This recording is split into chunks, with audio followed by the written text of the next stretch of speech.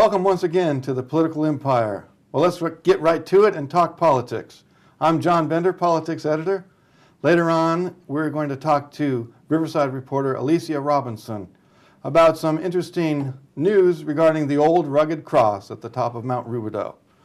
First, our headline. Riverside County supervisors back Ken Calvert.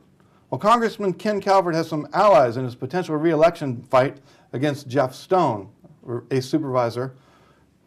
Stone's own colleagues on the Riverside County Board of Supervisors have endorsed Calvert.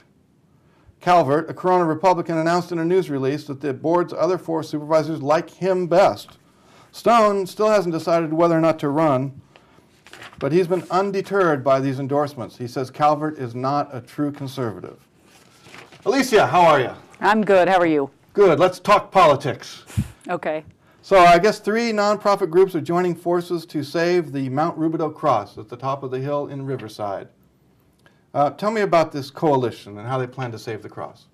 Well, the backstory is a group called Americans United for Separation of Church and State sent the city a letter last year threatening a lawsuit if the cross was not removed. The group argued that it was an unconstitutional government endorsement of religion. So the city council has been trying to figure out how to respond.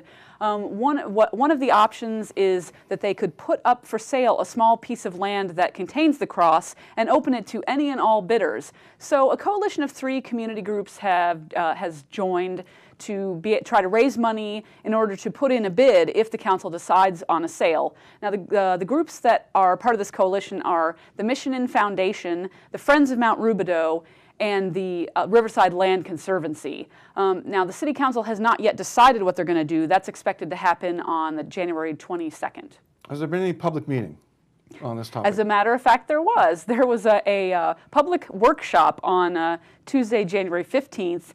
Before the meeting, a group of supporters of the cross, about 150 people or so, gathered at the top of Mount Rubidoux and walked together as a procession down to City Hall, where a lot of them stayed and participated in the meeting.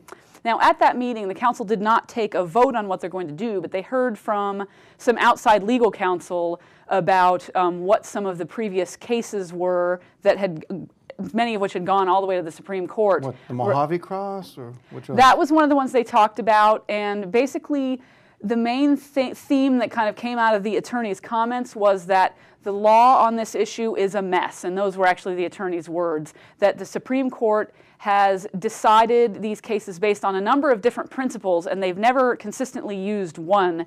And also something interesting out of the meeting was the fact that if a lawsuit were to be filed over the cross, it could be filed either under federal law or under the California Constitution, which also has some provisions for separation of church and state in it. So a possible lawsuit, Riverside City Council, when are they going to deal with this? Well, the issue is coming back to them to make a final decision at their next council meeting, which is on January 22nd. And Councilman Mike Gardner essentially foreclosed the option of just simply taking down the cross. That's one of the choices that they could use to satisfy this group.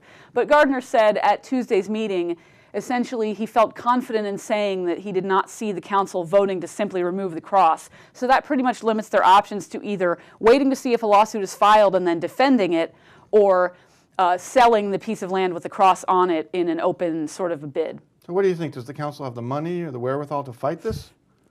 I think that's one of the concerns. The deputy city attorney told the council that it could cost them, if they were to fight a lawsuit and then lose, anywhere from $500,000 to $1 million, and I don't think that's money the city has right now. Well, thank you, Alicia. For the Press Enterprise and PE.com, I'm politics editor John Bender. Keep tuning in.